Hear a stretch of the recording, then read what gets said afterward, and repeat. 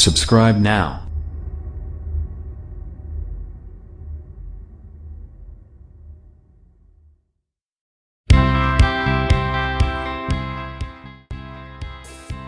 ZTE Axon M smartphone was launched in October 2017.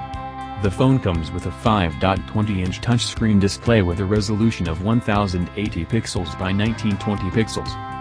The ZTE Axon M is powered by 2.15 GHz quad-core Snapdragon 821 processor and it comes with 4 GB of RAM. The phone packs 64 GB of internal storage that cannot be expanded. As far as the cameras are concerned, the ZTE Axon M packs a 20-megapixel primary camera on the rear. The ZTE Axon M runs Android 7.1.2 and is powered by a 3180 mAh non-removable battery. It measures 150.80 by 71.60 by 12.10, high text width x thickness. The ZTE Axon M is a single SIM, GSM, smartphone that accepts a nano SIM.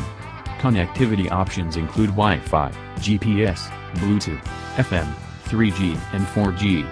Sensors on the phone include proximity sensor, accelerometer, ambient light sensor and gyroscope.